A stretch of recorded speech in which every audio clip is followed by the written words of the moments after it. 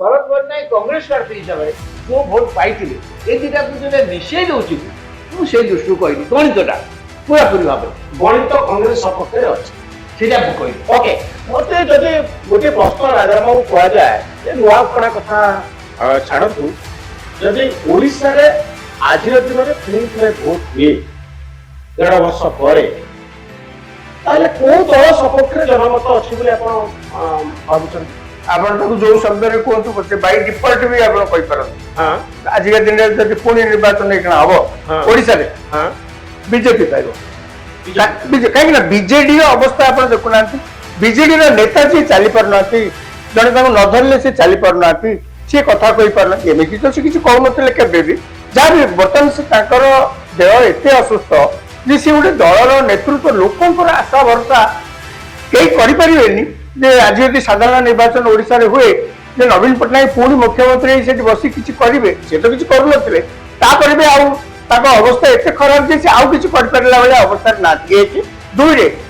जो कारण पे बीजेडी ऊपर लोक असंतुष्ट होकर बीजेपी सपक्ष रे वोट देले को कारण पे तो जो ओडिया अस्मिता कथा कह जाउछि तार केंद्र बिंदु किए थिले वीके पांड्यान जदि सीन न नथांते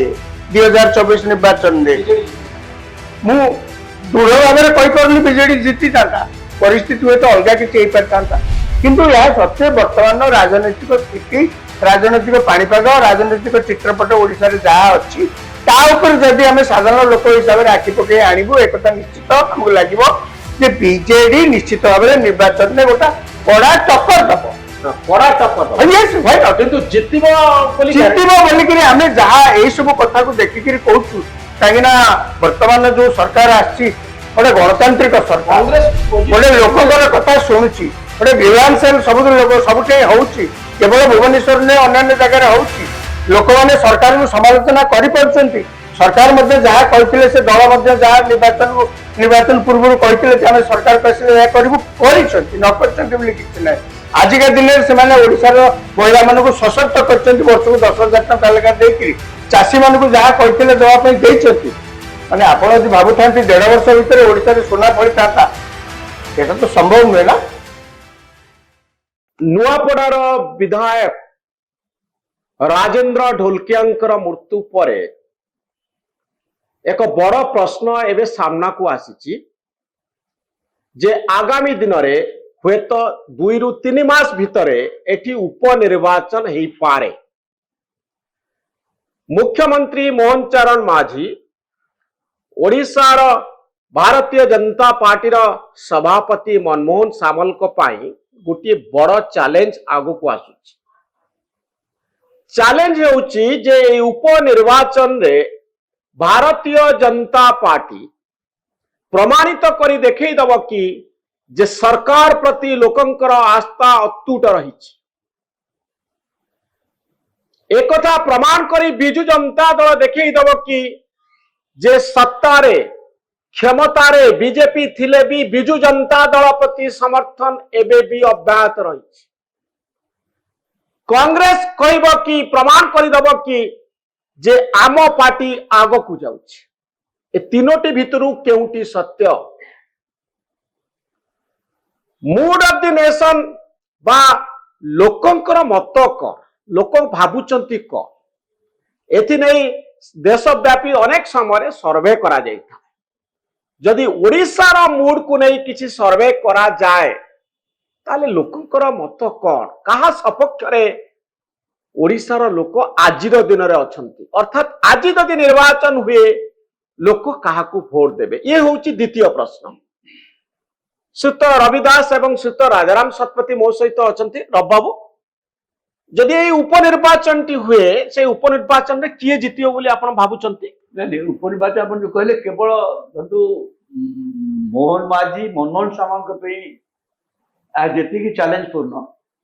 नवीन पट्टनायक पे मन ताडू बेसी एवं कांग्रेस पे ताडू बेसी कहीं एटा समस्त पे गोटे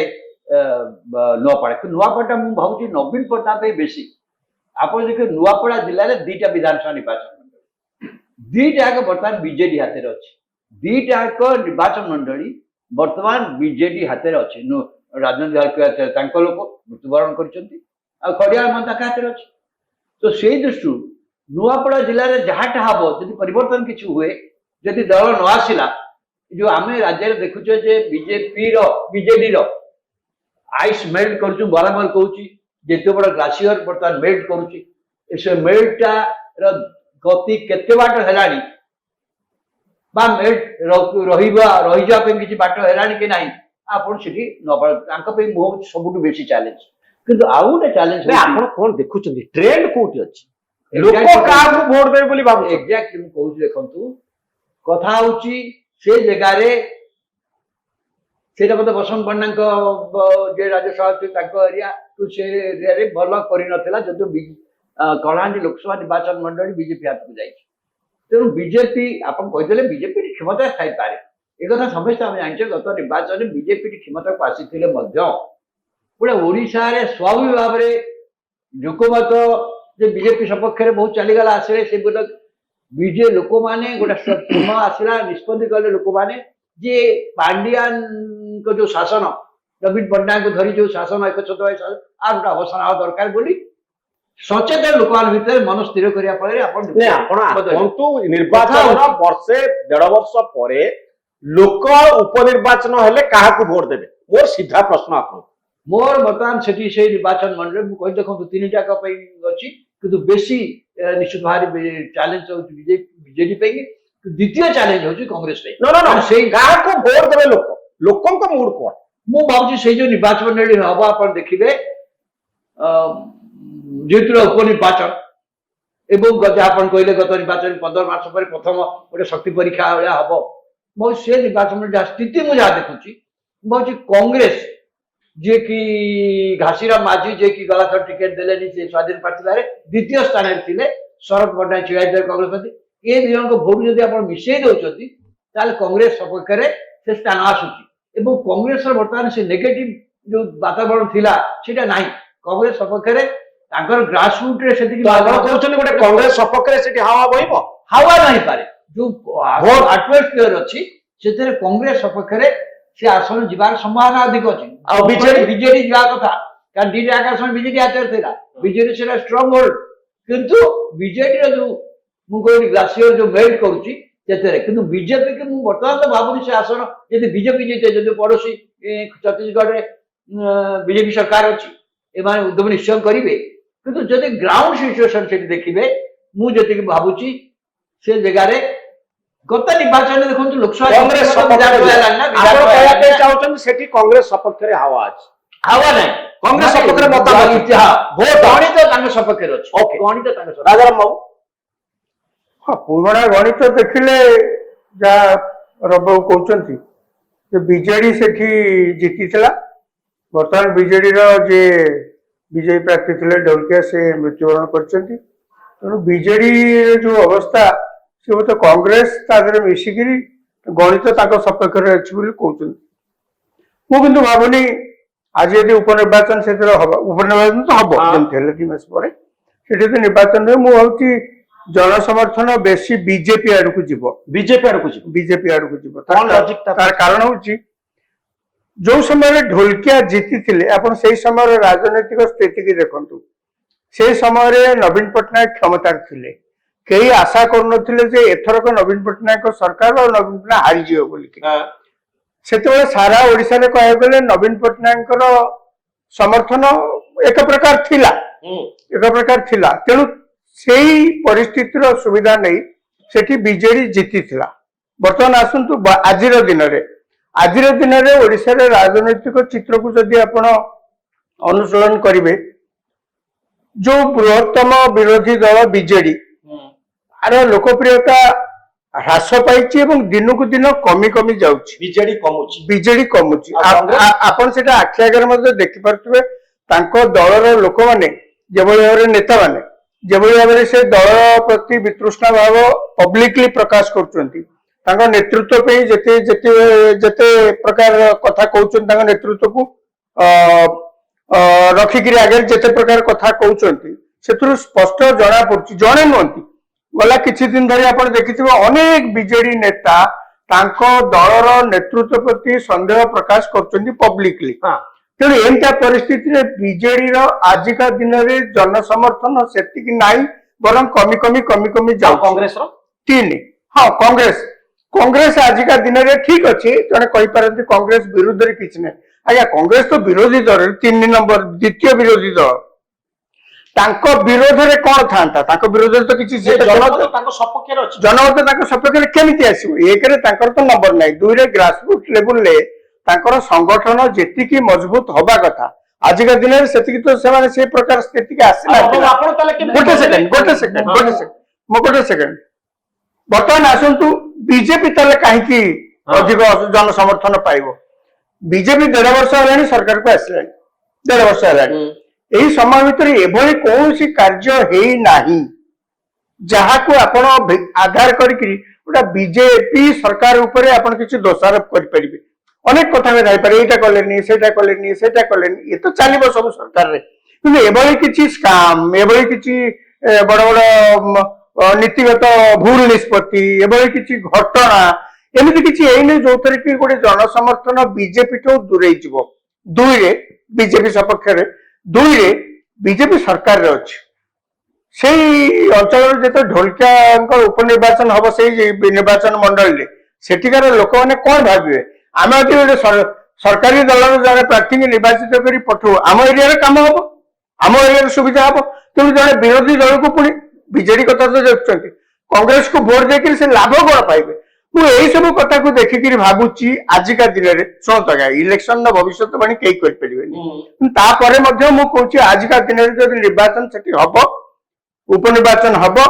ସେଠି ବିଜେପି ସପକ୍ଷରେ ଅଧିକ ଜନସମର୍ଥନ ଜନମତ ହବ। ଏହାର କାରଣ ହଉଛି ବାବୁ ଯେ କଂଗ୍ରେସକୁ ଭୋଟ ଦେଲେ କଣ ମିଳିବ, ବିଜେଡିକୁ ଭୋଟ ଦେଲେ କଣ ମିଳିବ? ମୁଁ ରାଜ୍ୟ କଥା କହୁନି, ମୁଁ କହୁଛି ନୂଆପଡାରେ ଆପଣ ଦେଖନ୍ତୁ, ଗତ ନିର୍ବାଚନ ଦେଖନ୍ତୁ, ବସନ୍ତ ପଣ୍ଡା ଲୋକସଭା ସଦସ୍ୟ ଥିଲେ, ବସନ୍ତ ପଣ୍ଡା ସେ ଆସନ ମଧ୍ୟ ଜିତିଥିଲେ। 2019 ପୂର୍ବରୁ ସେ ନିର୍ବାଚନ ମଣ୍ଡଳରୁ ସେ ଜିତିଥିଲେ। ତା ସତ୍ତ୍ୱେ ତାଙ୍କ ପୁଅ ଛିଡା ହେଇଥିଲେ ବିଜେପିରୁ, ସେ କିନ୍ତୁ ତୃତୀୟ ଭୋଟ ପାଇଥିଲେ। 1.5 ବର୍ଷ ଭିତରେ ଚେଞ୍ଜ ହେଇନି ସିନେରିଓ। ଶୁଣନ୍ତୁ, ଏବଂ ସେଠି 2 ଥର ବିଜେଡି ଢୋଲକିଆ ଯେତେବେଳେ ଜିତିଥିଲେ, 2ୟ ଥର ମଧ୍ୟ ଜିତିଥିଲେ। ମୋର କହିବା ଢୋଲକିଆ ଜଣେ ପପୁଲାର ଲିଡର, ଢୋଲକିଆ ପରିବାରରୁ ଯଦି କିଏ ଛିଡା ହବ, ଯେହେତୁ ବିଜେଡି ମଧ୍ୟ ଛିଡା କରିବ, ତାଙ୍କ ମୁଁ ଜାଣିନି, ତାଙ୍କ ପତ୍ନୀ କଥା ଜାଣିନି ବା ତାଙ୍କର କିଏ ଅଛି ଜାଣିନି, ତା ସପକ୍ଷରେ କିଛି ଗୋଟେ ଅଛି। ଯଦି ବିଜେଡିର କିନ୍ତୁ ଯୋଉ ପାର୍ଟି ହିସାବରେ ଯୋଉ ଆଟ୍ରାକ୍ସନ ଥିଲା, ଯାହା କହିବି ମୁଁ ବି ଆଗରୁ କହିଛି, ରାଜନ ବହୁତ ସେଥିରେ ଏକମତ ଯେ ବିଜେଡିର ପାର୍ଟି ହିସାବରେ ଯୋଉ ଆକର୍ଷଣୀୟ ଶକ୍ତି ସେଟା କମି ଯାଉଛି, କମୁ ଯାଉଛି, ଦ୍ରୁତ ଗତିରେ କମୁଛି। ତେଣୁ ସେଇ ଦୃଷ୍ଟିରୁ ଯଦିଓ ଢୋଲକିଆ ସେଠିକା ଅଞ୍ଚଳରେ ଜଣେ ପପୁଲାର ଲିଡର, ତାଙ୍କ ଘରୁ ତାଙ୍କ ପତ୍ନୀ ଛିଡା ହେବେ ଏବଂ ନିର୍ବାଚନ ବାଇ ଇଲେକ୍ସନ ଫ୍ୟାକ୍ଟର ଅଛି। କିନ୍ତୁ ମୁଁ କଂଗ୍ରେସ କାହିଁ କହୁଛି ଯେ ଘାସିରାମ ମାଝୀ ଯାହାଙ୍କୁ ଗଲାଥର କଂଗ୍ରେସ ଟିକେଟ ଦେଲା ନାହିଁ, ଶରଦ ପଟ୍ଟନାୟକ ଛିଡା ହେଲେ, କିନ୍ତୁ ସେ ତଥାପି ସ୍ୱାଧୀନ ଛିଡାଇ ମଧ୍ୟ ପଇସା ନାହିଁ, ସେ 2ୟ ସ୍ଥାନରେ ରହିଲେ। ତ ତା ଅର୍ଥ ଗୋଟେ ଗ୍ରାଉଣ୍ଡ ଅର୍ଗାନାଇଜେସନ, ଗୋଟେ ଷ୍ଟ୍ରଙ୍ଗ ଗ୍ରାଉଣ୍ଡ ଅର୍ଗାନାଇଜେସନ ସେ ଲୋକର ଅଛି। ଏବଂ ଶରଦ ପଟ୍ଟନାୟକ କଂଗ୍ରେସ ପ୍ରାର୍ଥୀ ହିସାବରେ ଯୋଉ ଭୋଟ ପାଇଥିଲେ, এই ଦିଟାକୁ ଯଦି ମିଶେଇ ଦଉଛି, ମୁଁ ସେଇ ଦୃଷ୍ଟିରୁ କହିଲି ଗଣିତଟା ପୁରାପୁରି ଭାବରେ ଗଣିତ କଂଗ୍ରେସ ସପକ୍ଷରେ ଅଛି, ସେଇଟା ମୁଁ କହିଲି। ଓକେ, ମତେ ଯଦି ଗୋଟିଏ ପ୍ରଶ୍ନ ରାଜାରାମକୁ କୁହାଯାଏ ଯେ ନୂଆପଡା କଥା ଛାଡନ୍ତୁ, ଯଦି ଓଡିଶାରେ ଆଜିର ଦିନରେ ପୁଣି ଥରେ ଭୋଟ ହୁଏ 1.5 ବର୍ଷ ପରେ, ତାହେଲେ କୋଉ ଦଳ ସପକ୍ଷରେ ଜନମତ ଅଛି ବୋଲି ଆପଣ ଭାବୁଛନ୍ତି? ଆପଣ ତାକୁ ଯୋଉ ଶବ୍ଦରେ କୁହନ୍ତୁ ପଛେ ବାଇ ଡିଫଲ୍ଟ ବି ଆପଣ କହିପାରନ୍ତି। ଆଜିକା ଦିନରେ ଯଦି ପୁଣି ନିର୍ବାଚନ ହବ ଓଡିଶାରେ, ବିଜେପି ପାଇବ। କାହିଁକି ନା ବିଜେଡିର ଅବସ୍ଥା ଆପଣ ଦେଖୁନାହାନ୍ତି, ବିଜେଡିର ନେତା ଯିଏ ଚାଲି ପାରୁନାହାନ୍ତି, ଜଣେ ତାଙ୍କୁ ନ ଧରିଲେ ସେ ଚାଲି ପାରୁନାହାନ୍ତି, ସିଏ କଥା କହିପାରୁନାହାନ୍ତି, ଏମିତି ତ ସେ କିଛି କହୁନଥିଲେ କେବେ ବି। ଯାହା ବି ବର୍ତ୍ତମାନ ସେ ତାଙ୍କର ଦେହ ଏତେ ଅସୁସ୍ଥ ଯେ ସେ ଗୋଟେ ଦଳର ନେତୃତ୍ୱ, ଲୋକଙ୍କର ଆଶା ଭରସା କେହି କରିପାରିବେନି ଯେ ଆଜି ଯଦି ସାଧାରଣ ନିର୍ବାଚନ ଓଡିଶାରେ ହୁଏ ଯେ ନବୀନ ପଟ୍ଟନାୟକ ପୁଣି ମୁଖ୍ୟମନ୍ତ୍ରୀ ହେଇ ସେଠି ବସି କିଛି କରିବେ, ସେ ତ କିଛି କରୁନଥିଲେ, ତାପରେ ବି ଆଉ ତାଙ୍କ ଅବସ୍ଥା ଏତେ ଖରାପ ଯେ ସେ ଆଉ କିଛି କରିପାରିଲା ଭଳିଆ ଅବସ୍ଥାରେ ନାହାନ୍ତି। 1 2ରେ ଯୋଉ କାରଣ ପାଇଁ ବିଜେଡି ଉପରେ ଲୋକ ଅସନ୍ତୁଷ୍ଟ ହେଇକରି ବିଜେପି ସପକ୍ଷରେ ଭୋଟ ଦେଲେ, କୋଉ କାରଣ ପାଇଁ? ନା ଯୋଉ ଓଡିଆ ଅସ୍ମିତା କଥା କୁହାଯାଉଛି, ତାର କେନ୍ଦ୍ରବିନ୍ଦୁ କିଏ ଥିଲେ? ଭିକେ ପାଣ୍ଡିଆନ। ଭିକେ ପାଣ୍ଡିଆନ ଯଦି ସିନ୍ ନଥାନ୍ତେ 2024 ନିର୍ବାଚନରେ ବିଜେଡି ଜିତିଥାନ୍ତା। ମୁଁ ଦୃଢ ଭାବରେ କହିପାରୁନି ବିଜେଡି ଜିତିଥାନ୍ତା, ପରିସ୍ଥିତି ହୁଏତ ଅଲଗା କିଛି ହେଇପାରିଥାନ୍ତା। ଆଜି ମଧ୍ୟ ଆପଣ ଦେଖନ୍ତୁ ପ୍ରଚ୍ଛଦ ପଟରେ ରହିକିରି ଭିକେ ପାଣ୍ଡିଆନ ସେ ନବୀନ ନିବାସରୁ ସବୁ କାମ କରୁଛନ୍ତି। ଏପରିକି ନବୀନ ବାବୁ ଯାଇକିରି ଯଦି ହସ୍ପିଟାଲରେ ପଡିଲେ ତାଙ୍କ ପାଖରେ କିଏ ଥିଲେ? ସେ ଥିଲେ। ତାଙ୍କ ଦଳ ଲୋକ ଆକୁ କେହି ହଜମ କରିପାରୁନାହାନ୍ତି। ଓଡିଶାର ଲୋକମାନେ ମଧ୍ୟ ତାଙ୍କର ଉପସ୍ଥିତି କି ସେଠି କେହି ସହଜରେ ଗ୍ରହଣ କରିପାରୁନାହାନ୍ତି। ତେଣୁ ଆଜି ଯଦି ଆପଣଙ୍କର ସାଧାରଣ ନିର୍ବାଚନ ହବ, ସିଏ ବି ଗୋଟେ ଫ୍ୟାକ୍ଟର ହେବେ ନା, ଇସ୍ୟୁ ହେବେ ପବ୍ଲିକଲି, ସିଏ ବି ଗୋଟେ ପବ୍ଲିକ ଇସ୍ୟୁ ହେବେ, ଯୋଉଟା କି ବିଜେଡି ବିରୁଦ୍ଧରେ ଯିବ, ବିଜେଡି ସପକ୍ଷରେ ତ ଆସିବନି। ଦୁଇ, ଆଜି ଯେତେ ଲୋକ ବିଜେଡି ବିରୁଦ୍ଧରେ ତାଙ୍କ ନେତୃତ୍ୱ ବିରୁଦ୍ଧରେ ବିଷୋଦ୍ଗାର କରୁଛନ୍ତି ପବ୍ଲିକଲି, ସେ କାହାକୁ ଆଖି ଆଗରେ କରୁଛନ୍ତି? ଆପଣ ତାକୁ କହିପାରନ୍ତି ତାକୁ କାହିଁ ଗାଳି ଦଉଛ, ସେ ତ ପର କଥା, ସେ ଆନାଲିସିସ୍ ପରେ। ଯେ କାହିଁକି ପାଣ୍ଡିଆନକୁ ଆପଣ ମାନେ କହୁଛନ୍ତି, ପାଣ୍ଡିଆନ ଆପଣ କିଏ? ଆପଣ ଯଦି ଥାନ୍ତେ ପାଣ୍ଡିଆନ କାହିଁକି ଏତେ କଥା କରିଥାନ୍ତେ? ସେ ଅଲଗା ପ୍ରସଙ୍ଗ, କିନ୍ତୁ ସିଏ ଅଛନ୍ତି। ନବୀନ ପଟ୍ଟନାୟକ ଆଜିକା ଦିନରେ ଅତୀତରେ ମଧ୍ୟ ଆସିଆ ଥିଲା, ସବୁଠୁ ଯଦି ବେଶୀ ବିଶ୍ୱାସ କାହାରିକି କରୁଥାନ୍ତି ଏବଂ ସବୁଠୁ ଯଦି ବେଶୀ କ୍ଷମତା କାହାରିକି ଦେଇଥାନ୍ତି, ସେ ଆଉ କେହି ନୁହନ୍ତି, ଭିକେ ପାଣ୍ଡିଆନ। ଆଉ ସେ ହେଉଛନ୍ତି ବିଜୁ ଜନତା ଦଳ ପାଇଁ ସବୁଠାରୁ ବଡ ପ୍ରୋବ୍ଲେମ ତାଙ୍କ ଦଳର ଲୋକଙ୍କ ପାଇଁ ପ୍ରୋବ୍ଲେମ, ଓଡିଶାବାସୀଙ୍କ ପାଇଁ ପ୍ରୋବ୍ଲେମ। ଓଡିଶାବାସୀ କେବେ ଚାହାନ୍ତିନି, ଓଡିଶାବାସୀ କସ୍ମିନ୍ କାଳେ କେବେ ଚାହିଁବେନି ଯେ ଜଣେ ସରକାରୀ ଅଫିସର ଯିଏ ଆସିକି ଏଠି ଥିଲେ ଭିକେ ପାଣ୍ଡିଆନ, ସିଏ କାଲି ସକାଳେ ଓଡିଶାର ମଙ୍ଗଳ ଧରନ୍ତୁ, ଓଡିଶା ଲୋକ କସ୍ମିନ୍ କାଳେ ଚାହିଁବେନି। ତେଣୁ ଆଜି ଯଦି ନିର୍ବାଚନ ହୁଏ, ଯେହେତୁ ସିଏ ଉପସ୍ଥିତ ଅଛନ୍ତି, ହଁ ପଦାକୁ ବାହାରୁନାହାନ୍ତି, ହଁ ସିଏ କିଛି ଷ୍ଟେଟମେଣ୍ଟ ଦଉନାହାନ୍ତି, ସବୁ କାମ ସିଏ କରୁଛନ୍ତି। ତାଙ୍କରି ଦଳ ଲୋକ ତ କହୁଛନ୍ତି ନା, ଆମେ ତ କୋଉଠି ଦେଖିନୁ ସେଠି ଫିଜିକାଲି ଛିଡା ହେଇକି। ରବାବୁଙ୍କୁ ସେଇ ପ୍ରଶ୍ନ ପଚାରିବୁ ଯେ ଆଜି ଯଦି ଇଲେକ୍ସନ ହୁଏ, ଲଢେଇ ପୁଣି ଥର ହୁଏ, ଆମେ 1.5 ବର୍ଷ ତଳେ, ବର୍ଷେ 2 ମାସ ତଳେ ଯାହା ହେଇଥିଲା, ତ କିଏ ଜିତିବ ବୋଲି ଆପଣ ଭାବୁଛନ୍ତି? ନାଇଁ, ଆପଣ ଯଦି ଓଡିଶାର ନିର୍ବାଚନ ହୁଏ, ଜାତୀୟ ରାଜନୀତି ବାହାରେ ସ୍ୱତନ୍ତ୍ର ଭାବରେ ଓଡିଶା ବିଧାନସଭା ନିର୍ବାଚନ ହବ, ସେଥିରେ ପୃଷ୍ଠଭୂମି ନିଶ୍ଚିତ ଭାବରେ ଅନ୍ୟ ପ୍ରକାର ହବ। କିନ୍ତୁ ବଡ କଥା ହଉଛି, ମୁଁ ଏଇ ଚ୍ୟାନେଲ ମଧ୍ୟ ଆଗରୁ ମଧ୍ୟ କହିଛି, 4 ମାସ ତଳେ ମଧ୍ୟ ମୁଁ କହିଛି ଯେ ନିର୍ବାଚନରେ ନବୀନ ପଟ୍ଟନାୟକ ହାରିଗଲା ପରେ ମଧ୍ୟ ବି ସିଏ ଏବେ ମଧ୍ୟ ଓଡିଶାର ନେତାମାନଙ୍କ ଭିତରେ ବହୁତ ବେଶୀ ପପୁଲାର ଅଛନ୍ତି। କିନ୍ତୁ ତାଙ୍କ ପପୁଲାରିଟି ଡିକ୍ଲାଇନିଂ ଏଭ୍ରି ଡେ। ତାଙ୍କ ନେତୃତ୍ୱ, ତାଙ୍କ ଡିସିସନ ଏବଂ ସେ ଯୋଉ ଭଳିଆ କାର୍ଯ୍ୟ କରୁଛନ୍ତି, ତାକୁ ତାଙ୍କ ନିଜ ଦଳର ଲୋକ ଧୀରେ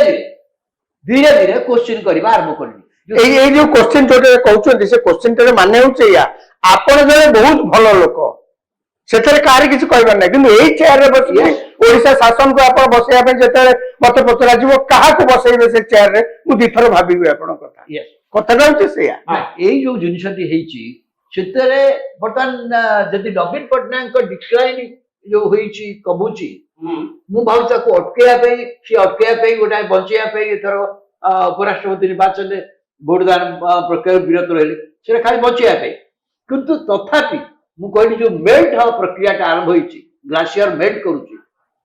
ଆପଣ ସେ କଥା କଲା ପରେ ମଧ୍ୟ ସେ ମେଲ୍ଟ ହେବା ବନ୍ଦ ହଉଛି, ତାପରେ ବି ଲୋକ ଦଳ ଛାଡୁଛନ୍ତି, ତାପରେ ବି ଲୋକ ମନ୍ତବ୍ୟ ଦଉଛନ୍ତି ଏବଂ ଏକଥା କହୁଛନ୍ତି ଏଇଥିପାଇଁ ଭିତରେ ଆସେ। କାହିଁକି? ଗୋଟେ ରିଜନାଲ ପାର୍ଟି କହୁଛନ୍ତି, ଆମେ ଆଞ୍ଚଳିକ ଦଳ କହୁଛୁ, ଗୋଟେ ଆଞ୍ଚଳିକ ଦଳକୁ ରଖିବା ପାଇଁ ଯୋଉ ନୀତି ଆଉ କାର୍ଯ୍ୟକ୍ରମର ଆବଶ୍ୟକତା ଅଛି, ତା ତ ସେ କହୁଛନ୍ତି। ଆପଣ ମୂଳ ପଏଣ୍ଟ ଯାଆନ୍ତୁ ଯେ ଯଦି ବିଜେଡି ଜିତିବନି ତାହେଲେ ଆଉ କିଏ ଜିତିବାରି ନୁହଁ, ମାନେ ସେଇ ସକାଶେ ମୁଁ କହିଲି ପରା, ପପୁଲାରିଟି ଆଗରୁ ଥିଲେ, ତାଙ୍କ ପପୁଲାରିଟି କମୁଛି। ଆପଣ ବିଜେଡି ସରକାର ସେ ଯେମିତି କହିଲେ, ଯେହେତୁ ଏମାନେ ବର୍ତ୍ତମାନ ସରକାରରେ ଅଛନ୍ତି, ବିଜେପି ସରକାରରେ ଅଛି, ଏବଂ ଯାହା କହିଲେ ଯେ ବିଜେପି ଠିକ ଅଛି, ବହୁତ ଗୁଡା କେମିତି ଲୋକମାନଙ୍କୁ ଗୋଟେ କ୍ରିୟାଶୀଳ ସରକାର ହିସାବରେ ସେ ବହୁତ ସୁନାମ ଅର୍ଜନ କରିନାହାନ୍ତି। କିନ୍ତୁ ତାଙ୍କ ବିରୁଦ୍ଧରେ କଣ କହିବେ? ତାଙ୍କ ବିରୁଦ୍ଧରେ କଣ କୁହାଯିବ? What is the negative excepting that ସେ ଗୋଟେ ପରଫର୍ମ କରୁନାହାନ୍ତି ବୋଲି କିଏ, କିନ୍ତୁ କିଏ କହିବେ କଥା? ଯିଏ କହୁଛନ୍ତି ସିଏ ତ ନିଜେ କାହିଁ ଜାଣୁନାହାନ୍ତି। କହିବ କଂଗ୍ରେସ ପାର୍ଟି କହିବ, କଂଗ୍ରେସ ପାର୍ଟି ଯାହା ସେ କହିଲେ, କଂଗ୍ରେସ ପାର୍ଟିର ଭୋଟ ଆଧାର ଗତ ନିର୍ବାଚନରେ 13%। ମୁଁ କହିଲି ଯେ କଂଗ୍ରେସର ଭୋଟ ଆଧାର 22% କୁ ଯାଇପାରେ, କିନ୍ତୁ ଜିତିବା କେମିତି ସେମାନେ 20-22 କୁ ଯାଇପାରେ, କିନ୍ତୁ ସେଇଟା ଜିତିବା ପାଇଁ ହେଲେ ଯୋଉ ଆଧାର ଭୋଟ ଦରକାର, ସେ ଆଧାର କଂଗ୍ରେସ ପାର୍ଟି ସଂଗ୍ରହ କରିପାରୁନି। ମୁଁ ଭାବୁଛି 20 ଜାଗା ପହଞ୍ଚିବା ମଧ୍ୟ ଆମ ପାଇଁ କଷ୍ଟକର ହବ। ସେଇ ସକାଶେ ଏବଂ ଗ୍ରାଉଣ୍ଡ ନେଟୱାର୍କ କଂଗ୍ରେସର ଏବେ ମଧ୍ୟ ଓଡ଼ିଶାରେ ଡେଭଲପ କରିନି। ମୁଁ କଣ ହଠାତ୍ ନିର୍ବାଚନରେ ସେ କିଛି କରିପାରିବି? ଖାଲି ଡେଭଲପ କରିନି ବୋଲି ନୁହେଁ, କରୁନାହାନ୍ତି ସେମାନେ ବି କିଛି। ନିଜ ସଂଗଠନକୁ ସୁଦୃଢ କରିବା ପାଇଁ ଗୋଟେ ରାଜନୈତିକ ଦଳ କିଛି କରୁନାହାନ୍ତି। ଏପରିକି ମଧ୍ୟ ଆପଣ ଏକଥା ମଧ୍ୟ ଜାଣିଥାନ୍ତୁ ବିଜେପିର ମଧ୍ୟ ଗ୍ରାଉଣ୍ଡ ଅର୍ଗାନାଇଜେସନ ଏବେ ବି ଯଦି ଦେଖିବେ ଗ୍ରାଉଣ୍ଡ ଏବେ ମଧ୍ୟ ବିଜେଡିର ଗ୍ରାଉଣ୍ଡ ଅର୍ଗାନାଇଜେସନ ଇଜ ଷ୍ଟ୍ରଙ୍ଗର ଦାନ ବିଜେପି ଇନ୍ मेनी ପ୍ଲେसेस। ବିଜେଡି ଯେତିକି କିନ୍ତୁ ବିଜେଡି ତା ନିର୍ଭର କରିଥିଲା ଜଣେ ଲୋକ ଉପରେ ନା ନବୀନ ପଟ୍ଟନାୟକ। ନବୀନ Patnaik decline what was this party do and party को धरी रखा जो नीतिटा दरकार जो कार्यक्रमटा दरकार से दलटा करिपारुनी से दलटा सेटा करिपारुनी बर्तमान मते आमे ओडिसा कोन ओडिसा आमे वोट देलुनी ओडिसा कथा में कहू कोन एदर ओडिसा सरकार ख्याल वाइस प्रेसिडेंट इलेक्शन रे कहउछनी से अति अद्भुत जुक्ति आमे वोट देलु माने ओडिसा स्वार्थ पे आगुरु एतरे वोट देथिले माने सेटा के सुनिबो तो बाबू एबे जदि भी वोट हुए इलेक्शन आउथरे हुए ताले बीजेपी पूर्ण थरे क्षमता बीजेपी गोटे एडवांटेज पोजीशन रहिबो मु कोन जितियो होई किंतु बीजेपी डेफिनेटली गोटे एडवांटेज पोजीशन रहिबो सन क्षमता अछि मु कहली संगठन तांकर एबो सरकारटा बदनाम हेई खाली सेतिकी नुहे सेमाने कहिथिले जा करियो बोली 100 कि 200 दिन भीतर जा कहिथिले 100 दिन भीतर सी मोटामोटी देखिए पब्लिकली कहते आम या कहलु देखु 1 2 3 4 आम या कर सरकार तो 1.5 वर्ष पे आसनी सरकार तो वर्ष आसनी सरकार 5 वर्ष पे आस 5 वर्ष पर आमको आप पचारे कौन आप चिटा देबू ठीक ठीक जे मु कहीं कहली जे गवर्नमेंट रो गोटे क्रियाशील सरकार लोक सब अनुभव करे गाड़ी जे government which doing something for us से धारणा सृष्टि करि पारना किंतु हम विरोध रे किछ नाही गोटे कथा मु अनेक लोक पचारिकी आपको प्रोग्राम रे कहूँ बहुत लोक पचार समस्त मन में गोटे कथा से कहते जे ए सरकार बेले आम अंतत डरी मुह खोली गोटे कहीपर भूल कहू ठीक कहू से सरकार एमती कलानी से सरकार एमती कलानी मुह खोली कहीपर जोटा भयर वातावरण था नवीन पट्टनायक सरकार रे समस्ते आप निजे कहते आप जड़े मीडिया लोक आप जड़े सांबादिक आप टेलीविजन चैनल ठू खबर कागज आप चारिआड समस्त सारे मिशुं पार्टी फिटेबार आपंकर ताकत थिला मु तो आज पचार रवि दास को पचार रवि दास को सी एते मु तो कहिछु मोर चारिआड गोटे भयर वातावरण आई माने मु जानि छि दैट गवर्नमेंट उठे एते एकछत्रवादी मनमुखी शासन में परिणत हेतिला आप भावुछंती ए सरकार आसिला परे से जो गणतांत्रिक सोशल मीडिया रे डीके पांडियन को नै एबे बहुत कथा लोक लिखुचंती जे तांको भली जने दक्ष ऑफिसर जे ओडिसा रे बहु प्रकार रो प्रोजेक्ट हाथ को नैतिले राती भोर 4टा रू उठिकरी काम तदारक करूतिले डेवलपमेंट विकास को आगो को रहउतिले एक भलो ऑफिसर कि जने भलो राजनेता नहोते ना तांको भलो ऑफिसर बारे के मना करे कि किंतु जने भलो ऑफिसर भलो राजनेता मार उद्यम करे दैट बिकम डिजास्टर किंतु तांको सपक्ष गोटे जनमत तैयारी करा जिबा पई चेष्टा करा जाउची नै सेतो चेष्टा करा होतला सी क्षमता रे थिले 2024 निर्वाचन जून 4 तारिख पूर्वरु सी क्षमता रे थिले ना सेतबेले मध्ये तांको सपक्ष रे गोटा जनमत सृष्टि कर सी जानिचंती जे ओडिसा लोक तांको केते ग्रहण करचंती सी एकथा भी जानिचंती तांको दल लोक तांको केते चाहुचंती एकथा जानिचंती तेनु तांको सपक्ष रे गोटा जनमत सृष्टि करिकरी मीडिया रे हाइप करिया पाई बहुत किछि परिश्रम तांको तरफरु करा जायछि बीजेडी तरफरु करा जायछि एक कथा के अस्वीकार करा जाउछि एबे मध्ये करा जाउछि तांकर ग्रहणीयता वृद्धि करिया पई ए जा आपण कहले सी एमटी बढ़िया काम करथले कोन बढ़िया काम करथले कोन आज्ञा कहले बढ़िया काम कहउछन लोक कोन कहउछ लोक बेरा कहउछन से लोक कहउछन कोन बढ़िया काम करथले आपण सरकार निष्पत्ति नेबे आपण उत्तरदायी आपण लोक आपण को पचारिबे आपण लोकंकर भविष्य दृष्टि आखि रखिक जहाँ किसी नीति निर्धारण करेंगे कार्यकारी किए करेंगे सरकारी अफसर करेंगे ये तो संविधान कथा ये तो मो कथा नुहे कि आप कथा नुहे संविधान कथा बीके पांड्यान सेमती जन सरकारी अफसर थे सरकार जहाँ निष्पत्ति ने सी तो कार्यकारी कले सी राति 4टा बेलू जाऊे राति 3टा बेलू गले किए मना कर राति 4टा बेलू जा तो आप कम कार्यकारी करेंगे आप सरकारी अफसर होती 10 ରୁ 5 आप सरकारी अफसर 24 घंटा 4 ରୁ जाइते बोलिक खबर कागज प्रचार करते जो कहते राति 4 ରୁ जाइते खबर कागज प्रचारित मनोरंजन बुझा दरकार ओडिशा जनसाधारण ओडिशा लोक मानकर मैंडेट वाज फॉर नवीन पट्टनायक ଯାହାଙ୍କୁ ଲୋକମାନେ ଓଡ଼ିଶା ଲୋକ ମ୍ୟାଣ୍ଡେଟ୍ ଦେଇଥିଲେ ସେ ମ୍ୟାଣ୍ଡେଟଟା ସେ ଆଉ ଜଣଙ୍କୁ ଟ୍ରାନ୍ସଫର କରିଦେବେ ସେ ତ ଆଉ ମାନେ ଏଇଟା ଆପଣ ଭାବୁଛନ୍ତି ଏବେ ବି ଇଲେକ୍ସନ ହେଲେ ପାଣ୍ଡିଆନଙ୍କ ପ୍ରସଙ୍ଗ ଆସିବ ଉପନିର୍ବାଚନ ହଉ ବା ନିର୍ବାଚନ ହଉ ଉପନିର୍ବାଚନ କାହିଁ ଆସିବ ଉପନିର୍ବାଚନ ନ ଆସିପାରେ ଉପନିର୍ବାଚନ ନ ଆସିପାରେ ଦେଖାଯିବନି ଆଉ କାହିଁକି ଦେଖାଯିବ କିନ୍ତୁ କଥା ହଉଛି ତାଙ୍କ ଦଳ ଭିତରେ ଆସୁଛି ନା ତାଙ୍କ ଦଳର ଲୋକ ସେତିକି ଏନ୍ଥୁଜିଆଷ୍ଟିକଲି କାମ କରୁନାହାନ୍ତି ବିକଜ ସେ ଜାଣୁଛନ୍ତି ଏବେ ମଧ୍ୟ ଦଳରେ ଯାହା ହଉଛି ଯୋଉ ନିଷ୍ପତ୍ତି ହଉଛି ଯୋଉ କମିଟି ହଉଛି ୟା ପଛରେ ସିଏ ଅଛି କାରଣ ତା ବିନା ନବୀନ ପଟ୍ଟନାୟକ କିଛି ରବ ଆପଣ କଣ ଏଇଆ କହୁଛନ୍ତି ଯେ ପ୍ରତିଦ୍ୱନ୍ଦିତା ଯଦି ହୁଏ ଇଲେକ୍ସନ ନିକଟରେ ହେବା ପାଇଁ ଯାଉଛି ନୂଆପଡାରେ କଂଗ୍ରେସ ଆଉ ବିଜେପି ଭିତରେ ମୁଖ୍ୟତଃ ପ୍ରତିଦ୍ୱନ୍ଦିତା ହବ ଏଠି ଟାଙ୍ଗୁଆ ହବ ଆପଣ ବିଜେଡି ଟାକୁ ମୁଁ କହିଲି ବା ବିଜେଡି ଏବେ ମଧ୍ୟ ଗ୍ରାଉଣ୍ଡରେ ଗୋଟେ ସଶକ୍ତ ଦଳ ଏଇଟା ତ ଅସମ୍ଭବ କହିପାରିବେ ନା କୋଉ ଗାଁରେ ତାଙ୍କର ଲୋକ ପ୍ରତିଦ୍ୱନ୍ଦିତା ହବ ଏମିତି ନାହିଁ ବରଂ କଂଗ୍ରେସ ସେଇ ପରିମାଣରେ ନାହିଁ ଇଭେନ ବିଜେପି ଅପେକ୍ଷା ତାଙ୍କର ୱାର୍କର ଷ୍ଟ୍ରେନ୍ଥ ଅଧିକ ଏବେ ବି ତ୍ରିମୁଖୀ ପ୍ରତିଦ୍ୱନ୍ଦିତା ହବ ତ ରାଜନ ବାବୁ ଆପଣ ଭାବୁଛନ୍ତି ବିଜେପି ଗୋଟେ ବଡ ପୋଟେନସିଆଲ ପାୱାର ହେଇ ସେଠି ଲଢି ପାରିବ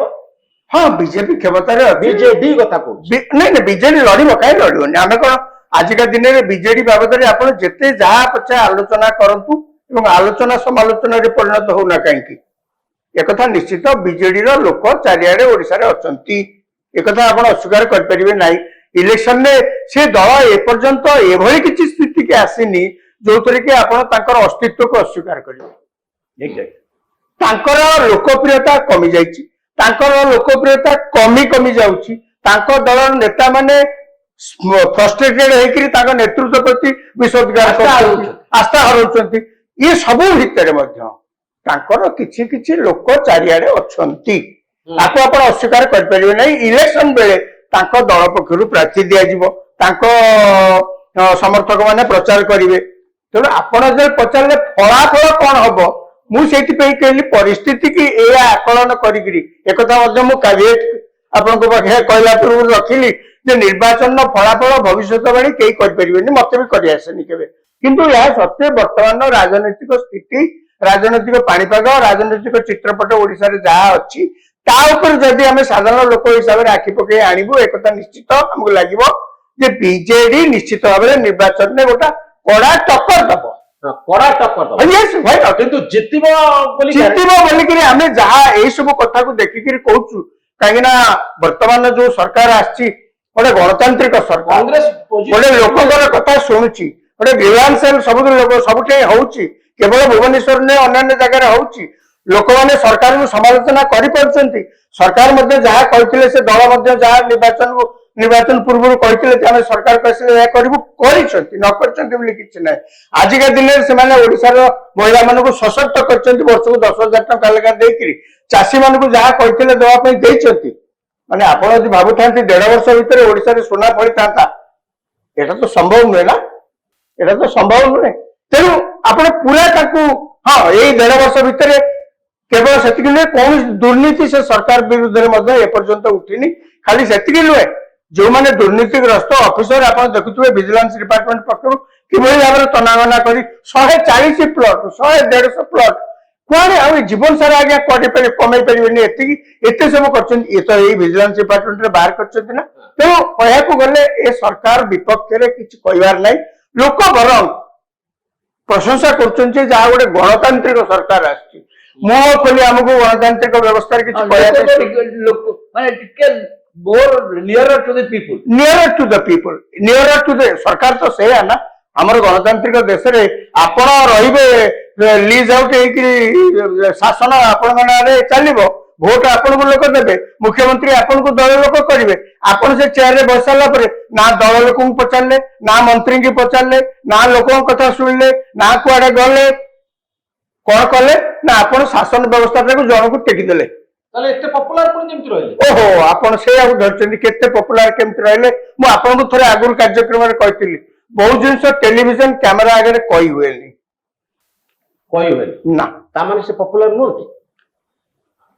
मु जहा कहली सेतुरे आपण जहा बुझिबे रबाबू आपण जहा रबाबू कहउतले मु ताको सहित संपूर्ण एकमत लोक जहा को भी वोट देइचंती ठीक अछि कोनोसी ना कोनोसी कारणरू नवीन पट्टनायक लोकप्रियता जोगु से 4 थर मुख्यमंत्री 5 थर होती मना करनी से कथा कहीं जदि किसी न कर प्रश्न उत्तर दौरान तार उत्तर आहरी हम कहीं आउ किए थे कि आज बीजेपी की कथा कहते काली सकाଳେ बीजेपी भी साइन बोर्ड पार्टी थिला ना कांग्रेस तो कहीं नथिले बाय डिफॉल्ट ही पाउथिले एवं आंकर जो प्रकार पब्लिक इमेज आपण माने मीडिया जोटा मैंने बर्तमान ये कहते राजाराम सत्य कहते बर्तमान जो इलेक्शन रे माने जो सिचुएशन है बाय डिफॉल्ट मतलब बीजेपी से कथा कहते बाय डिफॉल्ट माने कथा प्रतियोगिता को तथा ही भावुची गोटे ट्रायंगुलर तो प्रतियोगिता होउछ ना बाय डिफॉल्ट नहीं बाय डिफॉल्ट शब्द मुझे व्यवहार कली मु इलेक्शन भविष्यवाणी करि नाही मो क्षमता बाहर परसेप्शन स्टडी करि हम परसेप्शन स्टडी लोक तो ये भावुचंदी ना मु आपन जा कहली लोक ये ही भावुचंदी मु तो कहली लोक जा भावुचंदी एवडे गणतांत्रिक सरकार आमे तो किछि नले कहि परछु जाइगिरी मो कहली कहि परछु ना एते ए अधिकारता आपन तो छड़े नै 24 वर्ष काल छड़े नहीं क्या देते ना जड़े जी जी सरकारी कर्मचारी सी महाशय मंत्री की सहित भेटबेनी एमएलए कथा दूर था साधारण लोक कथा प्रश्न उठे नवीन पट्टनायक को कई मैंने भेटार चांस नाला हाँ आप भी ओडिशा लोक कहीं भोट देले जानते ना ओडिशा लोक पचारती एत सत्वे कहीं आप भोट देले पाइले कौन मु तो से प्रश्न 24 से सरकार भूल कर शुणु आज्ञा आमे लोक भूल कर कहबाटा तो आमे गोटे सामाजिक कथा ए कथा को कहि परिउ mandate is a mandate mandate is a mandate से बारंबार मैंडेट पाउथले से जा कहले केही नथा तो हाउ पाउथले किंतु काहे के लोक से मैंडेट विथड्र कले तार बुझा दरकार एक कथा बुझिया पे बीजेडी एबे बद प्रस्तुत नहीं काहे के लोक नवीन पट्टनायक को बीजेडी टू मैंडेट विथड्र कले सेटा को एबो तो से स्वीकार कले कि कहले कि कहले तो तार संशोधन कर पाए तो तब last question Babu mood of the state बर्तमान लोकंकर भावना कौन चिंताधारा कौन लोकंक मुंडरे कौन चलछि ना से भली किछि गोटे राजनीतिक मत लोकंक भितर बर्तमान सुधा सृष्टि नहीं नहीं शुणु आपण ओडिशा निर्वाचन करी सीटा ओडिशा सारा देश राजनीतिक व्यवस्था ओडिशा व्यवस्था को अलग करी आपण अनेक समय करि परिबे मु कहि जति कांग्रेस को ओडिशा कांग्रेस कर देछि एटा नेशनली कांग्रेस राइज करी ताधर कांग्रेस सेटिलस को दैट्स ए रिपोर्ट दे जो राहुल गांधी के एते लोक भाबुत किछि नै बोली मतलब Rahul Gandhi is been taken seriously as an opposition leader कथा होछि आपण नेशनल पॉलिटिक्स के पूरा बाद देखते ओडिशा कथा चिंता करि परिबे ना जब तू जातीय स्तर रे आमे गला थर ओडिशा लोक जते नवीन पट्टनायक को लोक आशा टुटेले कहा पर तो आशा बांधिले मोदी को ऊपर आशा बांधिले ना नहीं नवीन पट्टनायक तो लोक तो आशा छुटई देले जे कहा पर तो आशा बांधिले ना नहीं एवं सेतबेले जते आलोचना होतला हम समस्त कहउतलु हां बीजेपी 21टा सीट रे एतरा पाइजो बीजेडी किंतु एते पाइबो बीजेडी रे कमी जीवो किंतु एते पाइबो बीजेडी सरकार गड़िबो केते कथा हम सब कहउतले कौन हैला तेनु ना 21 रु सुनो पाइले ना सरकार एक तो सरकार खाली कर परले जने लोक गोटे नेतृत्व रु आस्था टुटाती से गोटे जगह कोठी आस्था जाए मु ओडिशा लोक आगे यदि कहा प्रति से आस्था गला से नरेंद्र मोदी तो मूड ऑफ द स्टेट बा मूड ऑफ द नेशन जेमति स्टडी करा जाए यदि राज्यर मूड को स्टडी करा जाए ताले आपण कहउचंती जे प्रथम कथा सरकार बदनाम हेई नांती नंबर 2 बिजू जनता दल सरकार का विरोध रे आपनकर बेसी किछि कहबार नाही हेई नाही हेले आपण ताको विरोध रे कहबार बेसी किछि नाही नंबर 2 होची बिजू जनता दल जहाँ रबाबू कहउचंती जे बरफ तरळिला भଳି ग्लासियर तरळिला भଳି बीजेडी दुर्बल होईची आ भितरे 1.5 वर्ष 2 मास भितरे सशक्त हेनी पूर्व जाथिला से स्टेज को ए पर्यंत आसी पारि नाही इलेक्शन परवर्ती सिनेरियो रे कांग्रेस जेतिकी आगु को जिबा कथा सेतिकी आगु को जाई पारे ना आ ए सबु भारतीय जनता पार्टी सपक्ष रे जाउ मु भाबुची आपनकर ए पूरा आलोचनार निर्यास होची या राजाराम बाबू और रबाबू मोसते सरकार को स्थिति एवं राजनीतिक दल मानकर स्थिति ये दुईटी फैक्टर को आपण आकलन कले देखि परिबे बीजेपी आगे रहछ किंतु लोक मत लोक देखंतु लोक खाली जे राज्य नुहे से जातीय देश बहुत कथा लोक हाँ। स्थिर करते ଏଇ ନୂଆପଡା ବାଇ ଇଲେକ୍ସନ ରେ ଯାହା ହବ ସେଇଟାକୁ ଆପଣ ଗୋଟେ ସାରା ରାଜ୍ୟର ଚିତ୍ର ବୋଲି କହିପାରିବେନି କିମ୍ବା ଦେଶର ଚିତ୍ର ବୋଲିକିରି କହିପାରିବେ ଗୋଟେ ଟ୍ରେଣ୍ଡ ବୋଲି ଧରିବା। ତେଣୁ ଆପଣ ନାଇଁ ଟ୍ରେଣ୍ଡ ଗୋଟିଏ ବାଇ ଇଲେକ୍ସନ ରେ ଟ୍ରେଣ୍ଡ କାହିଁକି ମୁଁ ଭାବୁଛି ବେଟର ଆମେ ତୋରକୁ କିଛି କଥା ଜାଣିଯିବା ବା ଜାଣିବା ଓଡିଶାରେ ଗୁଡିଏ ପଞ୍ଚାୟତ ଇଲେକ୍ସନ ବନ୍ଦ ଅଛି ଯୋଉଟା ବାଇ ଇଲେକ୍ସନ କରିବାକୁ ଚାହୁଁଥିଲେ ରାଜ୍ୟ ନିର୍ବାଚନ କମିଶନ ତ କରିପାରନ୍ତି ବର୍ଷା ହେଲା ସେତେବେଳେ ହବ ସେଇଟା ୱାଇଡ ସ୍ପ୍ରେଡ୍ ହବ ହେଲେ ଆପଣ ଗୋଟେ ଟ୍ରେଣ୍ଡ ଲକ୍ଷ୍ୟ କରିପାରିବେ ଓଡିଶାରେ କୁଆଡେ ଯାଉଛି କରିଯାଉଛି ହଁ ନିଶ୍ଚିତ ଭାବରେ ଆମେ ଅପେକ୍ଷା କରିବା ଯେ ଟ୍ରେଣ୍ଡ କିନ୍ତୁ ଏଇ ବାଇ ଇଲେକ୍ସନ ପ୍ରଥମ ସୁଯୋଗ ଇଲେକ୍ସନ ପରେ ଜାଣିବା ପାଇଁ ନୂଆପଡାକୁ ଆମକୁ ଅପେକ୍ଷା କରିବା ପାଇଁ ପଡିବ ଆଉ ଜନମତ ଇଲେକ୍ସନର ବର୍ଷେ 1.5 ବର୍ଷ ପରେ ଶାସକ ଦଳ ସପକ୍ଷରେ ଅଛି କି ନାହିଁ ବିଜେଡି ପ୍ରତି ପୂର୍ବରୁ ଯାହା ଦୃଷ୍ଟିଭଙ୍ଗୀ ଥିଲା ତାହା ବଦଳୁଛି କି ନାହିଁ ଆଉ କଂଗ୍ରେସର ଅଗ୍ରଗତି ହଉଛି କି ନାହିଁ ହୁଏତ ଆପଣ କହିପାରନ୍ତି ଯେ ଏହା ସାରା ଓଡିଶାର ଚିତ୍ର ନ ହେଇପାରେ କିନ୍ତୁ ଗୋଟେ ଝଲକ ଦେଖିବା ପାଇଁ ମିଳିବ ଇଲେକ୍ସନର 1.5 ବର୍ଷ ପରେ ନିଶ୍ଚିତ ସେଥିରେ ସନ୍ଦେହ ବହୁତ ଧନ୍ୟବାଦ ରାଜାରାମ ବାବୁ ବହୁତ ଧନ୍ୟବାଦ ରବ ନମସ୍କାର ଧନ୍ୟବାଦ